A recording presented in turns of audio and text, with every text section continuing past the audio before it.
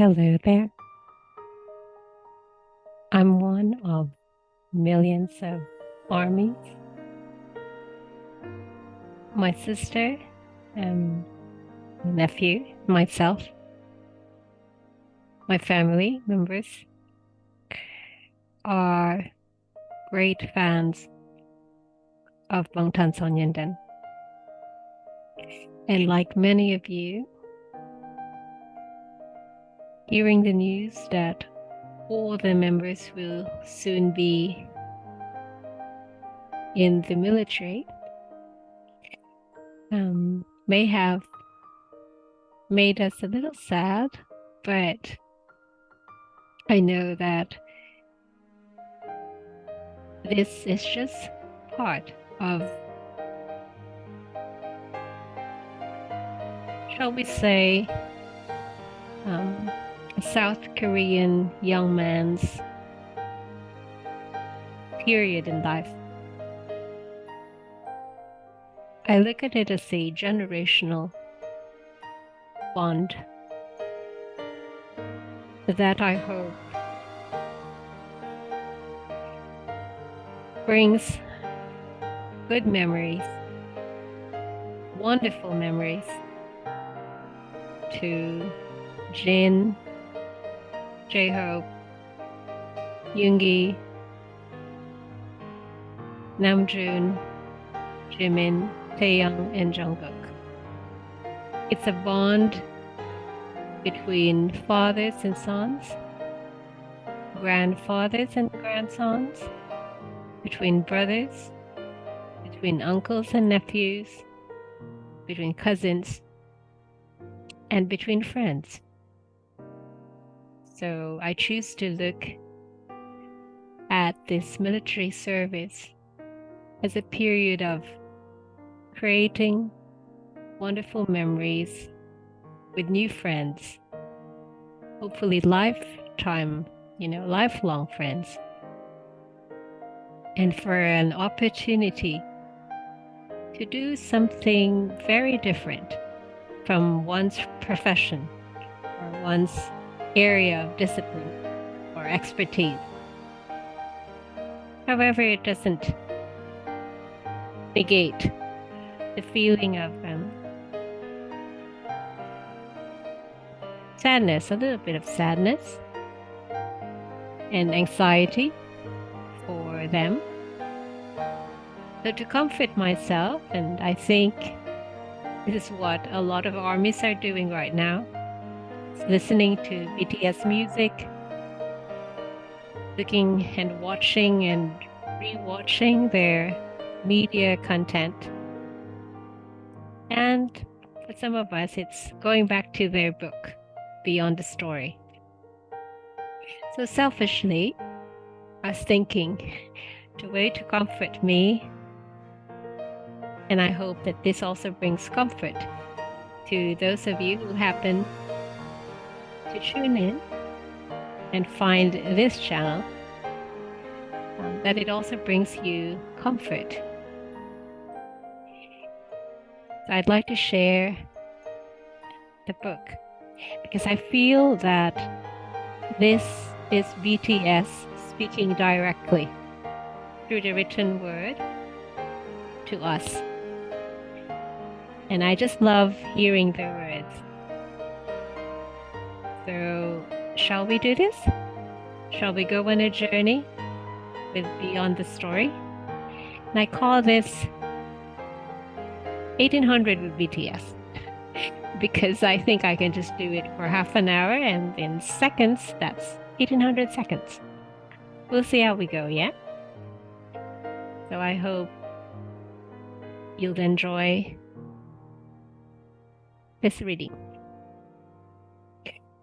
So, bear with me with all the mispronunciations and errors I might, commit with the Korean proper names. All right, shall we? Beyond the Story, 10-year record of Bangtan Sonyeondan of BTS. Written by Myeongseok Kang, BTS. translated from the Korean by Anton, Slin, Jung, and Clare Richards. Chapter 1. Seoul 13-20.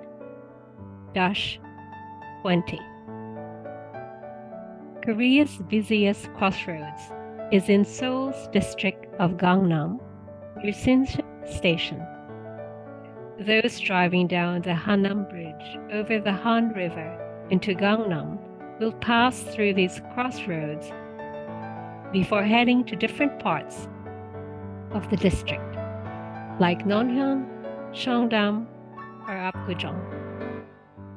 When there's a lot of traffic, drivers might be staring up at the traffic lights for tens of minutes, waiting for their turn, which is why the subway is probably the best way to get to Sincha Station if that's your destination. But if your destination is specifically somewhere near exit 1 of Sincha Station, that's a slightly different story. For example, if you happen to be heading for the Cheonggu building, which in 2010 housed Big Hit Entertainment, later known as HYBE. Seoul Gangnam Gu Dosan-daeru 16 Gil 13-20. Even with the address, it is not easy to find the Cheonggu building if you have never been to Gangnam or the Sincha Station crossroads. According to the Kakao Map app, the distance between this building and exit 1 is 568 meters. But it is impossible to tell from the map that the building is near the end of a steep incline, nor that several pivots along the way are necessary in order to reach it. Sorry, I'm smiling because pivot reminds me of the Friends episode where Ross, Chandler, and Rachel are taking this couch up the stairs and he goes, pivot! Sorry, okay. Unless you're driving there with the aid of GPS navigation, it could be a bit of an effort and wandering around to find Cheonggu building. I was at a loss. Such was the case for Jung Ho-suk, who would debut 3 years later as J-Hope of BTS. After signing a trainee contract with Big Hit Entertainment in April 2010, he was undergoing training in his native city of Gwangju when the company ordered him to move into the Big Hit Entertainment trainee dormitory near the Cheonggu building in Seoul. He arrived on December 24th, 2010. I was so scared. It was Christmas Eve and the streets were full of cheerful people, but I couldn't get my bearings at all. Never had he ridden the Seoul subway or experienced Christmas Eve in trendy Sinsadong. This was an area with high foot traffic, even for Seoul. But the elusive location of the dormitory was as intimidating to J-Hope as the crowded subway or the unfamiliar vista of the Sinsa neighborhood. I kept saying, "This is frustrating," and ended up calling the then head of A&R. "So how do I get there?" After his call, he kept going straight and like somehow, to use his words, and finally arrived at the dorm. This was the beginning of his dorm life, which he had been looking forward to since the day before and which he still remembered vividly 10 years later. On that day, however, he was in for a shock. Suga was there in his underwear, J-Hope laughs. There were leftover chotters in the sink, laundry strewn on the floor, and everyone walking around in their underwear. I guess this is dorm life, I thought. Big Hit Entertainment. About a month and a half before this, in the beginning of November, Min Yoongi, who would debut as Suga of BTS, had arrived at Sinsa Station Exit 1 just as Jacob would, and was looking for the dorm. My parents dropped me off. There's a practice studio in the basement of Jung restaurant near the Chunggu building. I stood there until P-Dog came out and took me inside. My parents told me later that I looked like I was being dragged off somewhere. Suga laughed. Suga was 17 years old at that time. He was a bit too young to leave his hometown of Daegu to come up to Seoul just because he wanted a career in music. But in Korea, it is difficult to grow into a mainstream artist if one doesn't happen to be in Seoul. I was in a dance crew in Daegu, and there was a studio I worked in, but the pie was just too small. We might have an event gig from time to time. Sometimes we were paid in tickets for our performances, not money. Not that we were doing it for the money necessarily, but I wonder if we should have at least been paid enough to buy a meal. And a lot of times we weren't paid even that. By the time Suga entered Big Hit Entertainment, he was already a paid songwriter working in Daegu. He attended music hagwons to learn MIDI, was introduced to composers, and went from studio to studio doing all kinds of work. Back then, there was no arts high school that taught mainstream music in Daegu, which is why for a time he studied classical music with an eye on entering arts high school that way. He learned different kinds of music from various musicians, composing everything from school songs to trot. But for a teenager dreaming of a career as a professional musician, especially a teenager obsessed with hip-hop, his prospects outside of Seoul were slim. Hip-hop wasn't very mainstream in Daegu at the time. This was when people made fun of rappers, calling them hip-hop warriors. And when the hyungs I made music with did ciphers in the park, we'd get maybe 20 people as an audience, and our first one had 2 people.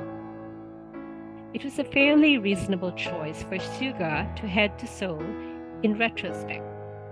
Indeed, Suga and J-Hope had deliberately made the decision to enter the idol audition process before joining Big Hit Entertainment as trainees. J-Hope had undertaken auditions with other companies and already had specific dreams of debuting as a singer by the time his dance hagwon recommended him for an audition with Big Hit. As Korean idol groups became explosively popular in the 2000s, not only domestically but internationally, teenagers aspiring to stardom flocked to famous dance hagwons that not only taught dance but also introduced promising students to entertainment companies in Seoul. This was also how J-Hope's initial training was outsourced to Gwangju before he entered the dorm in Seoul. Footnote: a hip-hop term for rappers gathering in a circle and taking turns making up verses to the same beat. That would be, where was I? Ciphers. Yeah, okay. The Big Hit A&R people came to Gwangju and sat in on the auditions in person. I danced for them and then did 8 months of outsourced training after I succeeded in the audition. Once a month during this training, I made videos of myself dancing and singing to send to the company. This was J-Hope. Meanwhile, Suga, who was already a professional songwriter, became interested in a particular person at Big Hit Entertainment. I always liked the songwriter Bang Si-yuk. I really liked the Tiara song, like the first time, and learned that Bang had written that song.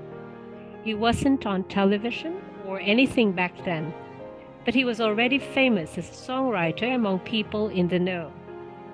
For teenagers with limited insider knowledge of the entertainment industry, trusting a company recommended by one's dance hagwon or taking an audition because a favorite songwriter happened to work there was the best course of action.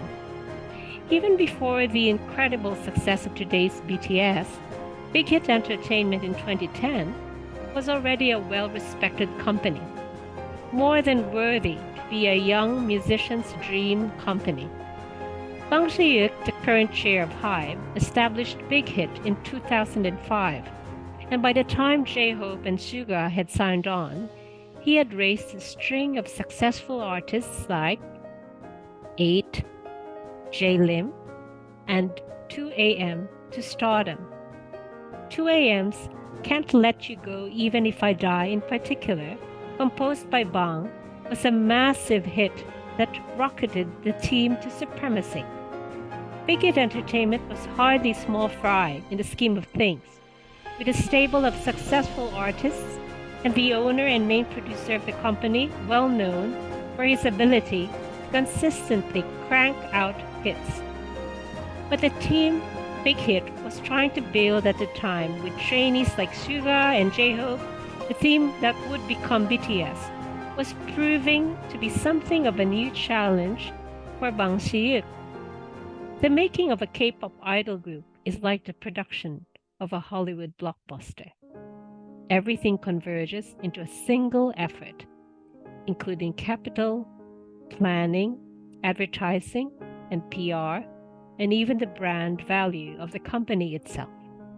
In spite of this, the industry was competitive, so competitive that only about 5 boy groups and 5 girl groups in a decade could be considered successful.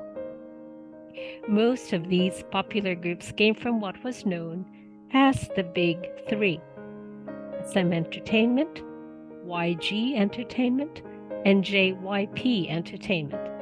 These companies, like Hollywood's major studios, had the lion's share of capital and industry know-how. Big Hit, of course, had 2AM, but co-label JYP was the one that led the effort from training to launch. That was why, for Big Hit Entertainment, the process of casting, training, and launching was a whole new venture. And it went without saying that this whole process was much more difficult and costly than simply launching a balladeer. Idol groups need simultaneous mastery of song and dance on stage, and all that singing and dancing need to be trained into them, which means enough practice space is needed to teach scores of trainees vocals and dance. For those like Suga and J-Hope who moved away from home, as well as whoever happens to show high potential and is therefore deemed closer to debuting, room and board need to be provided. To prepare an idol group for their debut requires not only offices for the company itself, but literal spaces for all of the above. This is why J-Hope could only be taken aback by what he saw that Christmas Eve when he first entered the dorm. Big Hit Entertainment was a major company in the entertainment industry, one that the budding artists like J-Hope could trust to nurture his talent. But in some ways, the company was arguably closer to being a kind of startup, with administrative offices and recording studios in cramped quarters on the second floor. Bang Si-yuk used one of those tiny rooms for his artistic and administrative work, including meetings. It was so small that there was room for no more than 3 people, and that third person would have to sit on the floor. Instead of bringing all the trainees into the same building, Bang rented practice space and accommodations around the Chunggu building.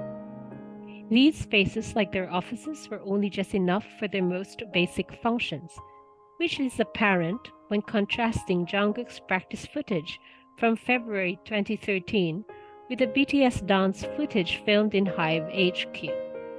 In 2013, Big Hit clearly had everything they needed and more for a company of their size, but compared to the Big Three, they might as well have had nothing. One thing Big Hit had a disproportionate abundance of was people.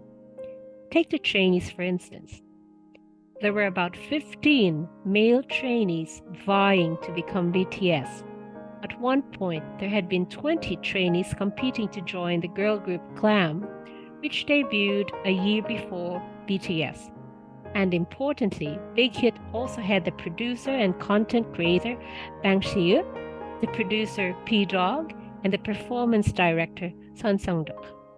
But for the two teenagers who had come up to Seoul from Daegu and Gwangju, the first thing that made a big impression, like Suga's comment about moving to the dorm, was the fact that there were a whole lot of other teens their age with similar interests.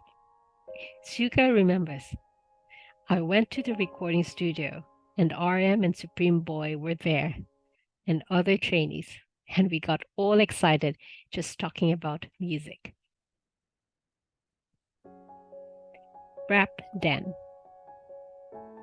RM, and footnote for that, RM's moniker since 2012 was initially Rap Monster, until he changed it to RM on November 13, 2017, in the spirit of embracing a wider variety of music. RM, who would become the leader of BTS, spent his teens as Kim Namjoon in the city of Ilsan, Gyeonggi Province. He remembers the municipality as a city where everything was satisfying. The city was so well planned when it was built, and all the green spaces had an emotionally calming effect. Those are Namjoon's words. The city was home to the Ilsan Lake Park, which was easily accessible to anyone who lived in the vicinity. The residential areas were mostly apartment complexes, and there were the two large commercial zones, La Festa and Western Dome. The city was indeed planned out from its very founding, with impeccably arranged roads and facilities. The entire city was spacious and peaceful for most of the week, with the two commercial districts becoming busier and more festive from Friday night through the weekend. It's a place where there's a certain feeling of comfort.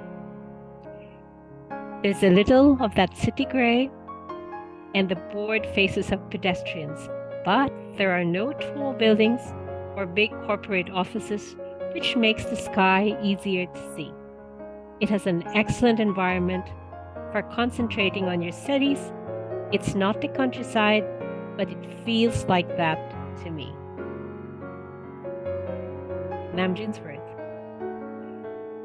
While near Seoul, Ilsan wasn't as large or bustling as the capital, which became a factor in RM discovering hip-hop. He started going online in first grade and learned about rap through NAS and interviews and documentaries of hip-hop artists on YouTube, while picking up English along the way. But offline, the life of middle schooler Kim Namjoon was at somewhat of a distance from hip-hop. It was about as far as the distance between Ilsan and Seoul's Hongik University neighborhood. RM says, if Ilsan offered any advantage to hip-hop, it was the fact that Sinchon and Hongdae were so close, just a bus ride away. It was my dream to perform in places like Jug or Geek Live House, which don't exist anymore, and maybe in a bigger place like Rolling Hall later on. That place could hold 500 people. Footnote. In 2022, a few days after the December 2nd release of his solo album Indigo, RM would hold a small concert for 200 fans at Rolling Hall on December 5th. Full circle moment for RM. A bus ride from Ilsan to Hongdae took a little less than an hour. But if a weekend in Ilsan meant a family of 3 or 4 taking a stroll around the lake in the park, a weekend in Hongdae and Sinchon meant rappers and aspiring rappers and their audiences gathering in clubs. When RM made a decision to audition with hip-hop label Big Deal Records in 2009 to become a professional rapper, it didn't mean he would simply be going back and forth on a bus between Ilsan and Hongdae. It meant jumping into a world he had only seen online, a world completely different from the city he had loved so much that he said, "It is a privilege to have been born in Ilsan." Not only that, but the place where he ended up arriving wasn't Hongdae, but Gangnam. I made the first cut, so in my second edition, I got to perform with artists who had debuted. But I messed up the words. I thought it was over for me. But interestingly enough, a friend of the rapper Sleepy of the hip-hop duo Untouchable happened to come to the after party for the audition. And he mentioned that Sleepy had been interested in RM's work recently and took his phone number. Sleepy said he'd seen me at an audition. He must have been impressed because he talked about me and asked for me. So I gave my phone number to his friend to pass on to him. That's how we wrote emails to each other. Sleepy happened to be old friends with P-Dog. And when P-Dog asked him, "Do you know any rappers who are young?" he recommended me. Then came the call, featured in a common trainee's Christmas posted on the BTS blog pre-debut. A bumpkin from Ilsan, who made the top 1% nationwide, suddenly gets a call during midterms. Sleepy called RM and asked, "Hey, do you know this guy named Bangseok?" Footnote: in December 2012, approximately 6 months before their debut, BTS launched their official blog, which they themselves managed, and their Twitter account. RM, who had made the top percentile in his national mock exams, Suga, who had been writing songs since he was 12 and was already a professional musician in high school, and the other trainees in the dorm who had auditioned for Big Hit Entertainment as rappers and hip-hop fanatics. For all of them, dorm life was crucial to their development in a musical sense, especially if their music happened to be hip-hop and rap. According to J-Hope, it was a rap den, a den of rap. At the time of his audition, J-Hope did not know how to rap at all. He did Yoon Mi-rae's Black Happiness for the rap portion, but he felt so dissatisfied with it that he feared he had failed his audition. To J-Hope, the happenings in the dorm must have come as quite a culture shock. He recalls, "Wow, as soon as you walk into that dorm, the kids just started freestyle rapping at you. I couldn't do any of that. Every weekend, the company filmed us rapping freestyle, but then they'd come back to the dorm and keep putting on beats and doing rap." The dorm overflowed with hip-hop, with impromptu sing-alongs to songs like Wiz Khalifa's Black and Yellow going on in the middle of the night. Those dormitory days where hip-hop was work, play, and life all rolled into one for a bunch of teenagers would play an important part in the formation of BTS's identity in the coming years. On hip-hop and the group's special bond, J-Hope would say, "You couldn't not rap in that environment, and everyone was so encouraging to me there. I asked them all sorts of stuff about rap and studied up on it and just learned a lot." Although J-Hope was a rap newbie, the beats-filled life at the dorm made him quickly fall in love with hip-hop, which also allowed him to forge new friendships with his fellow trainees, a place where rappers and this dancer who now rapped had gathered to train as professional musicians. This was what J-Hope refers to as Season 1 of their dorm life. Season 2 began with the arrival of Jungkook.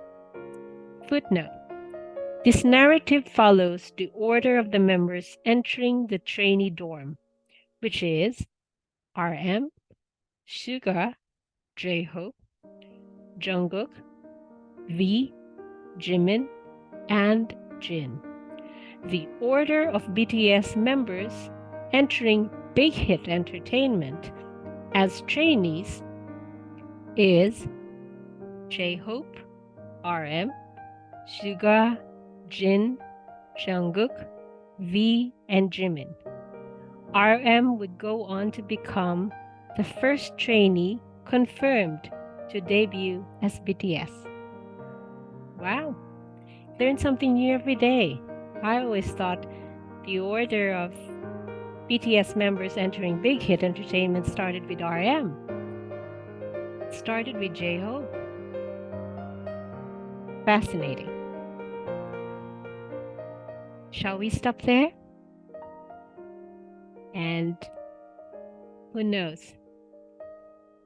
If we do continue with this, we'll go to season 2. I hope you enjoyed that reading. It made me feel a bit better. And I hope you also felt cheered or comforted with their story. Until next time, take care, everyone. It's been 1800 with BTS.